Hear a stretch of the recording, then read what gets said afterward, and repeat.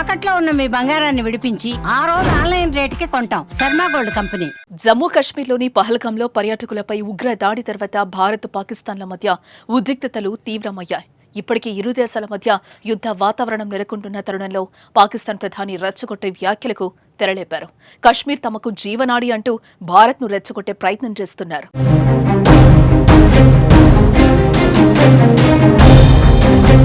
ఖైబర్ పఖ్తూన్ఖ్వాలోని Pakistan military academy graduation వేడుకల్లో పాల్గొన్న షహబాజ్ షరీఫ్ భారత్ పాక్ ఇరు దేశాల మధ్య నెలకొన్న ఉద్రిక్తతల గురించి స్పందించారు.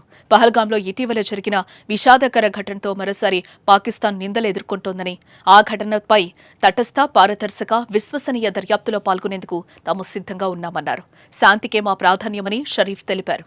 ఉగ్రవాదాన్ని తాము కూడా ఖండిస్తామంటూ శాంతి వచనాలు వల్లెవేశారు.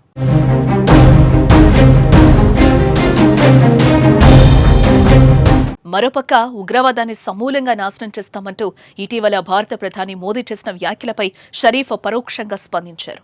తమ దేశ భద్రత, సార్వభౌమత్వంపై ఎన్నటికీ రాజీ పడబోమని, ఎలాంటి ముప్పును ఎదుర్కోవడానికైనా సంసిద్ధంగా ఉన్నామని అన్నారు. అనంతరం సింధు జలాల ఒప్పందం నిలిపివేత అంశాన్ని ప్రస్తావిస్తూ భారత్ ఇలా ఏకపక్షంగా నిర్ణయం తీసుకోవడం తగదంటూ ఈ చర్యతో యుద్ధ వాతావరణాన్ని సృష్టిస్తున్నారని అన్నారు. చర్చల ద్వారా సమస్యను పరిష్కరించుకోవాలని తాము కోరుకుంటున్నట్లు భారత్ను నిందించే ప్రయత్నం చేశారు షెహబాజ్.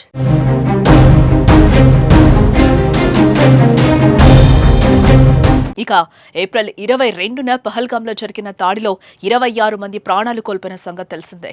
దీని వెనుక పాక్ కేంద్రంగా పనిచేస్తున్న లష్కర్-ఏ-తోయిబా అనుబంధ సంస్థ ది రెసిస్టెన్స్ ఫోర్స్ హస్తం ఉన్నట్లు భద్రతా బలగాలు భావిస్తున్నారు. ఈ క్రమంలోనే సీమాంతర ఉగ్రవాదాన్ని ప్రోత్సహిస్తున్న పాకిస్తాన్కు భారత్ గట్టి షాక్నిస్తోంది. సింధు జలాల ఒప్పందం నిలిపివేతతో పాటు పలు కీలక నిర్ణయాలు తీసుకుంది. పాక్ పౌరులు తక్షణమే దేశం విడిచి వెళ్లిపోవాలని ఆదేశించింది. అటు పాక్ కూడా ప్రతిచర్యలు చేపట్టింది. భారత విమానాలకు తమ గగనతలాన్ని మూసివేస్తున్నట్లు ప్రకటించింది. ఈ నేపథ్యంలో ఇరు దేశాల మధ్య యుద్ధ వాతావరణం నెలకొంది. ఏ క్షణం ఏం జరుగుతుందో అనే నేపథ్యంలో ఇరు దేశాల సైనికులు అలర్ట్ అయ్యారు. With its role as a responsible country, Pakistan is open to participate in any neutral, transparent and credible investigation